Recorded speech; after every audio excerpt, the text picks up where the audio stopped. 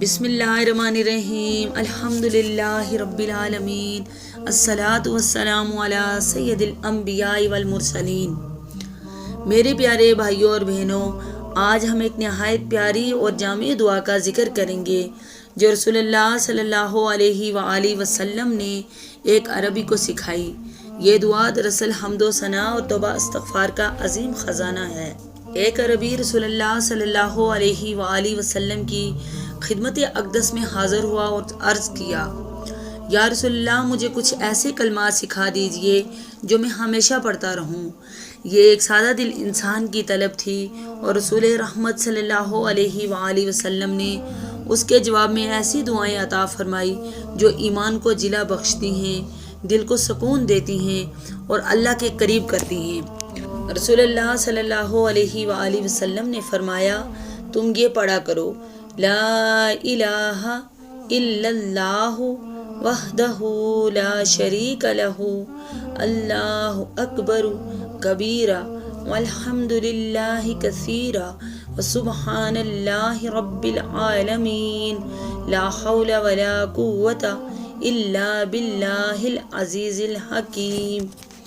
اللہ کے سوا کوئی معبود نہیں، وہ اکیلا ہے، اس کا کوئی شریک نہیں۔ اللہ سب سے بڑا، بہت بڑا ہے۔ سب تعریف اللہ ہی کے لیے ہے۔ اللہ پاک ہے جو سارے جہانوں کا رب ہے۔ گناہوں سے بچنے کی طاقت اور نیکیاں کرنے کی قوت صرف اللہ غالب اور حکمت والے کی توفیق سے ہے۔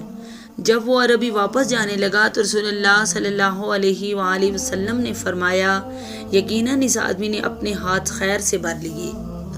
یہ روایت صحیح مسلم حدیث نمبر 6848 میں درج ہے۔ یہ دعا مختصر ہے لیکن اپنے اندر بہت سی برکتیں اور معانی سموئے ہوئے ہے۔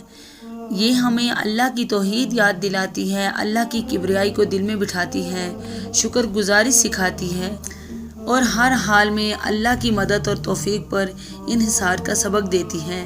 لہٰذا اس دعا کو اپنی روزمرہ زندگی میں شامل کیجئے۔ نماز کے بعد یا ذکر و اذکار کے وقت اسے پڑھتے رہیے۔ انشاءاللہ یہ ہمارے دلوں کو منور کرے گی اور ہماری زندگیوں میں خیر و برکت لے کر آئے گی۔ اللہ ہمیں اپنی یاد میں مشغول رکھے، اپنی حمد و ثنا کرنے والا بنائے اور توبہ استغفار کرنے والوں میں شامل فرمائے۔ آمین یا رب العالمین۔ اگر آپ کو یہ ذکر اور دعا پسند آئی ہو تو اسے اپنے دوستوں اور عزیزوں کے ساتھ ضرور شیئر کیجیے تاکہ یہ نفع دوسروں تک بھی پہنچے، اور ہمارے صحیح حدیث چینل کو سبسکرائب کریں، بیل آئیکن کو دبائیں تاکہ آپ کو نئی ویڈیو اور اذکار کی بر وقت اطلاع ملتی رہے۔ جزاکم اللہ خیر، والسلام علیکم ورحمۃ اللہ وبرکاتہ۔